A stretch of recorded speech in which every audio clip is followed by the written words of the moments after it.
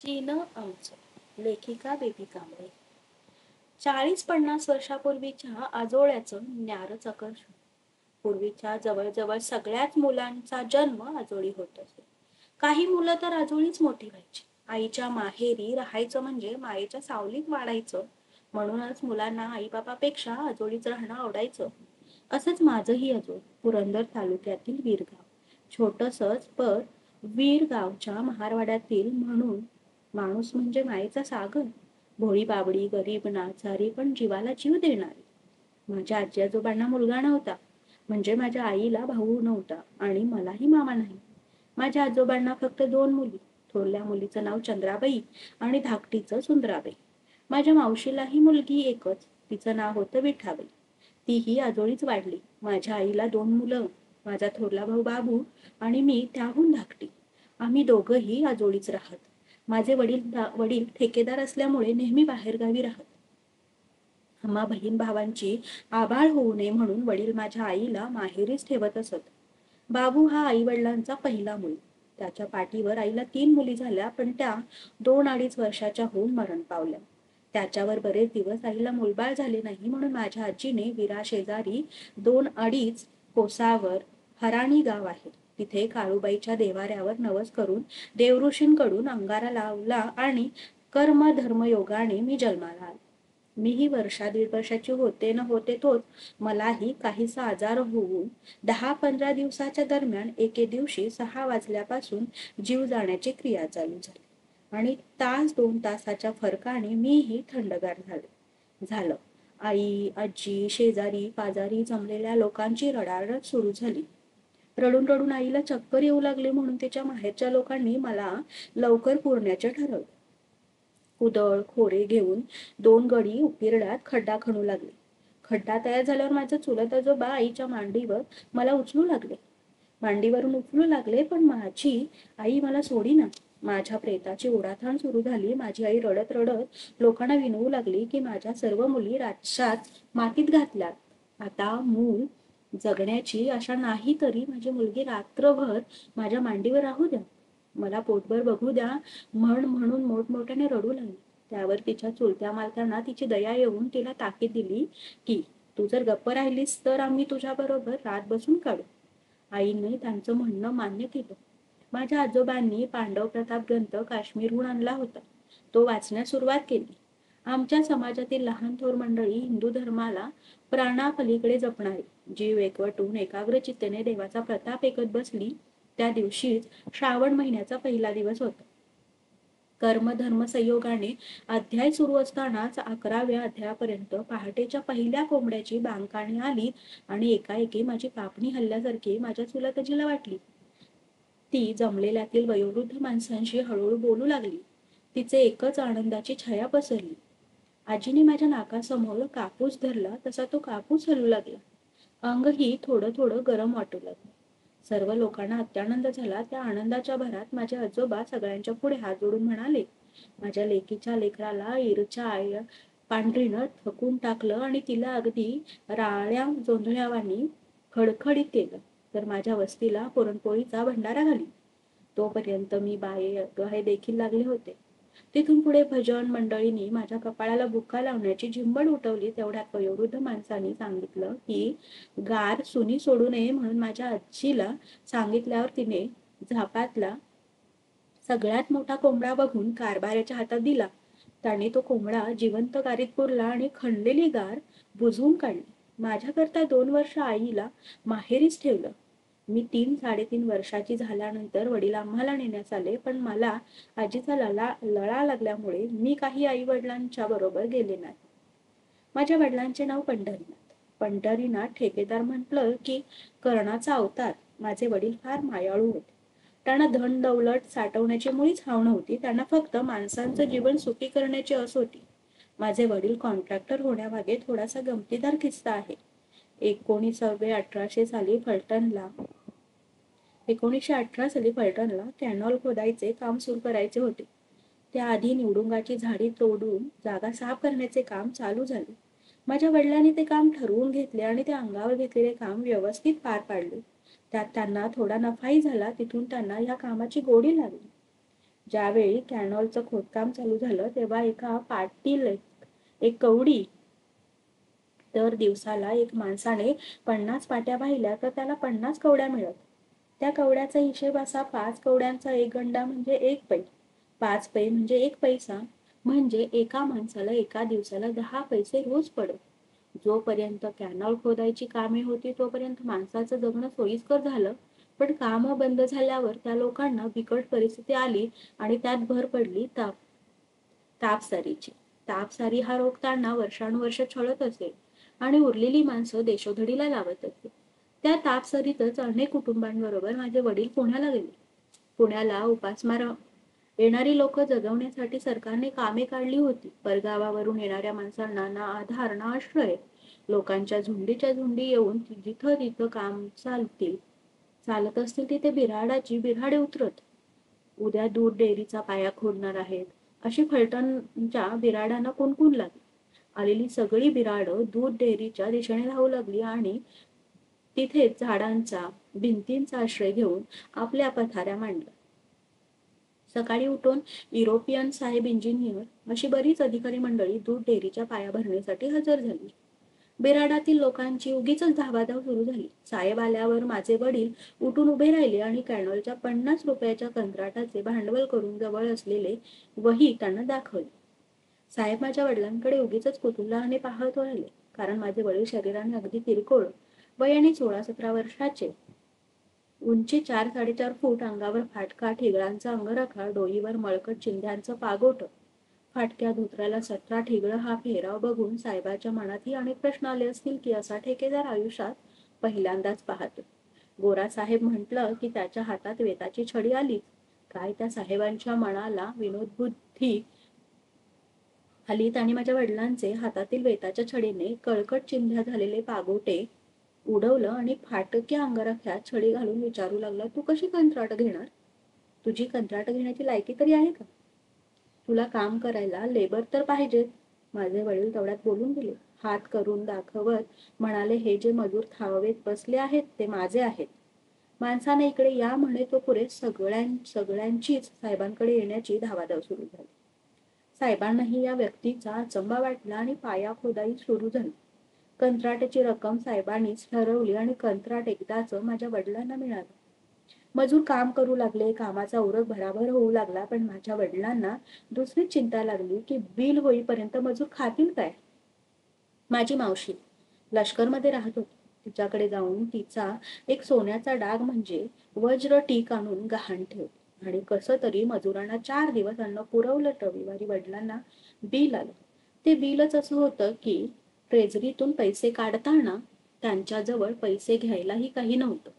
मग सिमेंटच्या पोत्यात नाणी भरली. एक पोतं पिवर चांदीच्या राणीछाप रुपयांनी भरलं. दुसरं पोतं अष्टकोनी पावल्या चवल्या गिन्यायांनी भरलं आणि तिसरं पोतं ढबू पैशापासून पैपर्यंत होतं. साहेबांनी कामाच्या ठिय्यापर्यंत रक्कम पोचवायचं त्यांना पोलिसांचं संरक्षण दिलं. मागे पुढे बंदूकधारी शिपायांच्या टांगा आणि मधल्या टांग्यात माझे वडील आणि खजिना हा लवाजमा पाहून मजुरांच्या डोळ्यातून आनंदाश्रू वाहू लागले आणि इथूनच माझ्या वडिलांना दानशूर होण्याची सवय लागली. त्यावेळचं मोठेपण म्हणजे स्त्रियांना उंबऱ्याबाहेर पडू द्यायचं नाही. कुणाच्या ती व्यक्ती नजरेस पडू द्यायची नाही. हा मोठेपणा आप्त गणगोतात शेजारी पाजारी गावात प्रसिद्ध असे. मग सांगताना अभिमानाने सांगायचे झाले तर लोक म्हणायची, त्या पंढरीनाथ मिस्त्रीच्या बायकोचं नख नजर पडत नाही का तिला दारचं ऊन कसलं ते माहित नाही. माझ्या आईला वडिलांनी पिंजऱ्यातल्या मैनेसारखं कोंडून ठेवलं होतं. स्वतः कमवलेलं धन निष्फळ वाया घालवत होतं.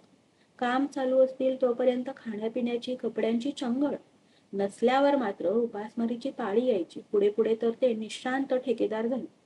पण अशा या ठेकेदाराला एक पैशाचं रॉकेल आणून झोपडीत दिवा लावायची बोंबाबोंब. माझे वडील चहाचे भारी शौकीन.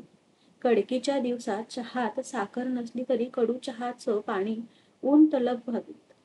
पण चहा हा हवाच. माझी आई वडिलांशी सारखी भांडत असे. एवढं कमवून गावावर धड झापड पण नाही.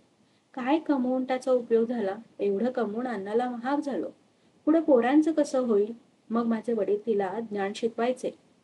अगं पैसा साठवल्यावर पोरांना सुख मिळते होय. मी लय कमवून ठेवलंय बघ. धन दौलतीची बाईबापाची वाटणी मुलांना भेटती तशीच आईबापाच्या पापपुण्याचीही वाटणी देव लेकरांना देतो. त्यांना सगळं सुख मिळेल. जगाचं चांगलं करत राहिलं म्हणजे आपोआप माझा कमावलेला वाटा मिळेल आणि पुढील आयुष्य सुखात घालवतील. तू कशाला उगीच काळजी करत बसतीस? असल्या धनाला माझ्याजवळ मुळीच किंमत नाही. अशा या कोंडमाऱ्यानंच माझ्या आईचं मन क्रूर बनलं असावं. ती कधीच नात्यागोत्याची सोयरे संबंधांची माणसे धरून वागली नाही की स्वतःच्या आई बहिणीशी गोडीने राहिली नाही. आयुष्यात कुणाशीच तिनं जुळतं मिळतं घेतलं नाही. तिची मूळ बुद्धीच वाईट. हिच्या उलट माझ्या वडिलांचा स्वभाव त्यांना धनापेक्षा माणसे प्रिय होती. अशी दोघांची दोन विरुद्ध टोकं. दोघांचं कधीही पटलं नाही. आई रोज वडिलांच्या नीतीचं भांडवल बाहेर काढायची. आम्ही दोघी घरात असलो की मलाही धडे द्यायची.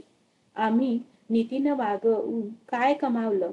नीती न्यायाची जपणूक केली. मग काय दिलं तिनं? कशाची नीती आणि कशाचं काय? उलट जगात भलाय राहिली त्याचीच दुनिया. या तुमच्या बापाचं ढोंग ध्यानात धरू बिरू नका. कशाचं पाप आणि कशाचं पुण्य. पैशात सगळं झाकून जातं. धन दौलतीनं माणसाला बोलबाला होतो. कोण नाही बघत कसं कमावलं आणि कसं नाही. श्रीमंत असला की माणूस माणसाच्या बोचंड्यात तुडतो. तरुण उंचीच लक्ष्मी येवती. कंचाका मार्गानं व्हैना कमाई करून ठेवायची म्हणजे पुढं लेकरा बाळांच्या उपयोगी येतं. भाव आपला एकुलता एक त्याला बी हातभार लावावा असे अनेक प्रश्न उपस्थित कर. मग तिचा हा मूळचा स्वभाव की दरिद्री अवस्थेला कंटाळून असे बोलायची. आई बोलकी झाली ती माझ्या वडिलांच्या बरोबर शहर हिंडू. शहरात गेल्यामुळे तिला माणूस म्हणून जगण्याची जाण झाली.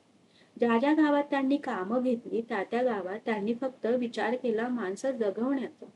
वडील मुंबईला गेल्यावर त्यांनी मला चांदीचे तोडे, त्यावर चांदीचे पोकळ वाळे, नाकात नथ, गोल आकाराची त्यात लाल मणी ओवलेली, कानात लाल खड्यांचे सोन्याचे लोलक, वेणीला 3 भले मोठाले चांदीचे गोंडे, परकार झंपरला रेशमी कपडा, लाल रंगाची चंद्रकोर असलेली चुनडी, हे सगळं मावशी बरोबर पाठवून दिली. त्या वीरच्या महारवाड्यातील सगळी घरं माझी या थाटात राहायची. सगळ्यांनाच मी मामा म्हणत असे. त्यांच्या बायकांना मामी. त्यांच्या आई वडिलांना आजी आजोबा म्हणायची. ती 10-12 घरं जणू एकच कुटुंब आहे असं वाटायचं. माझ्या वडिलांनी भावाचं नाव बाबू तर माझं नाव बेबी ठेवलं. त्या वीरच्या सगळ्या महारवाड्याची बेबीची बेगाबाई झाले. पाठीवर चांदीचे गोंडे, पायात तोडे, त्यावर वाळे, नाकात अर्ध्या तोड्याची एवढी मोठी नथ, कानात डूल, रेशमी कपडे असा माझा थाट असायचा. वेणीच्या गोंड्याचा आणि पायातील वाळ्यांचा चालताना पळताना खळखळ आवाज निघायचा. माझ्या अंगावरील साज बघून सगळ्यांनाच माझं कौतुक वाटायचं. हे झालं ते झालं हे असं सगळ्यांच्याच घरी मी आलटून पालटून जायचे. जवळजवळ आमची सगळी घरे 15-16 होती. त्यात बऱ्यापैकी 3-4 म्हणजे 16व्याच मालक. बाकी सगळी घरं 18-20 दारिद्र्याने नटलेली, दगड गोठं चिखला मातीने लिंपून घेतले. लहान लहान खोपटं, दारात पाणी पिण्याकरता मोठं मोडकच पण त्याला वाटी एवढं बारीक तोंड म्हणून तिला केळी म्हणत. त्या केळीवर पाणी पिण्याकरता झाकलेली अर्ध्या नारळाची करवंटी, तिला नारळाच्या 3 डोळ्यांची 3 भोके पडलेली. केळीतील पाणी बेलटीत ओतून त्या बेलटीच्या भोकाला हाताचं मधलं बोट लावून ते थंडगार पाणी ढसाढसा प्यायचं. दारात पडकी झडकी एका कोपऱ्यात चूल असे. चुलीजवळ 1-2 परूळ म्हणजे खोलगट मातीचं भांड, डाव, लाकडाची पळी, मधोमध भोग पडलेला लोखंडी तवा, लाकडाची काटवट, परात पीठ मळणीची, भाकरी उलटण्याकरता हातभर लांबीचा पत्रा, एका कोपऱ्यात दळायचं जातं, चुलीवर दोरीची वलाणी. ही वलाणी म्हणजे आमची जानवी, कारण ती आमच्या जन्माची खूण होती. ही वलाणी संसारात असायची कारण त्यावर मेलेल्या जनावराच्या चांड्या वाळवायच्या होत्या. कोपऱ्यात कळकटून गेलेल्या फाटक्या तुटक्या अंथरुणाची तरकट पडली. चुलीच्या शेजारीच भानवस, गाडग्याची उतरंड मांडण्याकरता केलेला ओटा. त्या घरांना शोभेशीच अंगावरून गेलेली पाण्याचे ते ओघळ, अंगावर मळाचे थराच्या थर, त्या घरात बसून अंगाची चांबडी काळी कुट्ट झाली. तेलाविना न विंचरलेल्या झिंजा, ती झापटणाच्या रूपाने खांद्यावर पसरलेली. बघणाऱ्यांना असे वाटे की ह्या झिंजादांना उंदराने कुरतडलेले असावे. केसाच्या जाळीत उवालिखांची बुजबुज, फुफाट्यात घुसून गेलेली अंग, नाकात हिरव्यागार शिंपल्याचा नळनळ म्हणजे नाकातील जागा. शेंबूड वाहणारी त्याला नळाची उपमा. त्या पोरांच्या अंगावर वीटभर सुद्धा चिंधी नसे अशीच उघडीबंब नागडी पोरं एकाएक खोपटात 8-10 असायची. कुठं कुठं तर 15-20 पर्यंत असत. मुख्य म्हणजे मोठा जेठा मुलगा आईला सोडलेला असत. त्याला म्हणत असत पोतराज. 8-9 वर्षापर्यंतची मुलं अक्षरशः भोंगळी असत. मुली वयात येण्याच्या मार्गाला लागल्या म्हणजे त्यांना त्यांची फाटक्या जिंद्यातून एखादा कळकट मळकट फाटका तुटका गटुळ्यातून धबका काढून वयात आलेल्या लेकींच्या अंगावर वस्त्र अलंकार चढवायचे. कमरेला गाठ मारून त्यांच्या मांडीपर्यंत काठ सोड. मरी आईला वाहिलेली खण खरा घरात असायचे. मग त्याची चोळी घरीच मोठ्या धाप्याने शिवून त्या पोरीला घालायची. झालं. तारुण्यात आलेल्या कुमारिकेचा हा पेहरा. तसंच मुलांच्याही बाबतीत त्यांना मात्र 4 बोटं रुंदीचा हातभर चिंदी मिळाली की काम भागलं. पण एक मात्र खरं की त्याच्या कमरेला करगोटा असला पाहिजे. करगोटा हा लुगड्याच्या काटाचा वळून केलेला असतो. त्या करगोट्यालाही उवालिकाची हुळहुळ असायची. दोन्ही बाजूनी 2 टोक करगोट्याला अडकवली की काम भागलं. बाईचा लोक सरसुद्धी होऊ लागली. घराच्या 3ऱ्या कोपऱ्यात देवारा असे. तो देवारा म्हणजे दगडमातीचा उंच ओटा.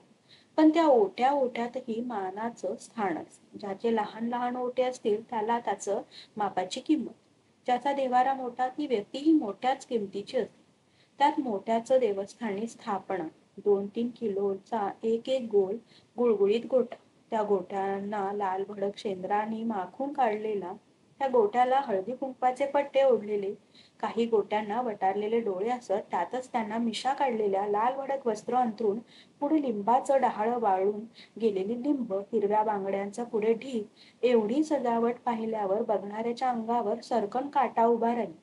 देवाऱ्यातील वडजाया कडजाया सारख्याच घरातील वडजाया कडजाया असत. पाहुणी रावळी असो, देव्हारा बघून गेल्यावर अशा देव्हाऱ्याचा गावोगाव प्रचार होईल. ही सगळी बोलणी चावडीवर चालत असत.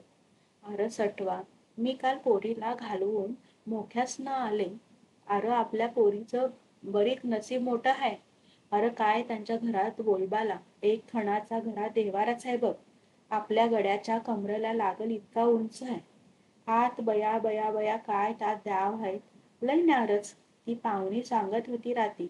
लांब लांब त्याचं आजपंज म्हणी कोकणात गेलं होतं. कोकणानं त्यांच्या मागं ती देवस्थानं आले. लय कडक देवस्थान. तलपाणी अक्षी बाळकतया. आता म्हातारं गेल्यापासनं त्याच्या पोराच्या अंगात बसले वारं नव्ह का. अरे काय तुला सांगावं, रोजच्या दिस घरात नुसती जत्रा भरती जत्रा. गडीबी लय तारवाट एकदा का ऐकत नाहीस माणसाला. पण त्याचं याक तत्व आहे बघा. निवदावर पहिली सुट्टी रोटी आणि गांजाची चिलीम असल्या बिगार लमाण पठाणाचं वारस येणार नाही बघा. ऐकणाऱ्यांनीही त्याला कुस्ती द्यावी हवं. ती किती केलं तरी लमाण पठाण देवस्थान. त्याला त्याचं खाज दियायलाच पाहिजे, नाहीतर उगी झाडाचं हाल. मग सांगणाऱ्यांनी म्हणावं नाही तर काय. अर तल पोटातलं पाणी सांगूत फडाफडा कोडं फिरवून येणार मग कोण का असना. सक्का आईबाप जरी आला तरी सवारी मोहर नाही भाडभीट. खडाखडा अंधारातलं असू उजिडातलं असू अक्षी पटांगणात मांडतोया बघ. मी तर नुसता बघून हवालदिवाल झालो बघ. अरे आईबापाच्या कुळाला काहीतरी कौतुक करून दाखवावी. ऐकणाऱ्या म्हाताऱ्यांनी म्हणावं, अरे बाबा असल्या लमाण पाटणाच्या कडक सवाऱ्या अंगात बसायला बी आईबापाचं पुण्य लागतं. उगी नाही कुणाच्या बी अंगात बसत. अरे माझं सांगतो तुला, लांब कशाला जा. तुला तर ठाव आहे जेऊर मांडकी माझी सासरवाडी. तिथं बी ह्यो भला दांडगा गड्याच्या कमरेला लागतो एवढा भला मोठा देवारा आहे. त्याच्या तिथं बी तर अंगात खुद येताळ साहेबाचं वारं मोठं तारवाड गडी. तो बाय माणसाच्या गडीवरच पडून घेत नव्हता. मूठ माराय बी गडी तसाच जालीम. ज्या माणसाला मूठ मारलं तो माणूस झटक्याला रगात वकून मेला पाहिजे. लय त्याचा बी गाव बोलबाला होता. जीऊरकर बाबूराव म्हटलं की गाभणी गाय दाब टाकायची एवढा तर गड्याचा बोलबाला होता. हीच लेकरात तेवढाच एक राहिला आहे बाबाला. गडी मिसुर्ड फुटायच्या भरात आला होता. असाच एक दिवशी रानात जावं का नको आणि यावता साहेबाची गाठ पडू का नको झालं. गड्याचं लाल तंबूर डोळं झालं लागला की मुसलमानी बातीत बोलाय. खाली मुंडवर पाय खाली मुंडवर पाय नुसता याताळ साहेबांनी त्याला कोपला की मुंडीवरच आणि मग मुसलमानी बातीत त्याला सवता याताळ साहेब म्हटलं तुम्हाऱ्या अंगात बसताय आणि मग याताळ साहेबी पालखीत जाऊन बसली आणि तिथं ना मग गड्याच्या अंगात सवारी बसली. पण ही भावबंधाला वागवल कुठं? त्याची बी चुलती कोकणातल्या देवस्थानाकडे गेली आणि ती तर मर्गी माता संग घेऊन लागली. मग काय गड्याला झटकाच बसला. नुसता पायात काटा मोडल्याचं निमित्त मर्गी आईनं नुसतं धर आपट तोंडाला वर फेर तियस्तवर दोघांची नुसती झण पकाडली. पण किती बी केलं तरी मर्गी आईच.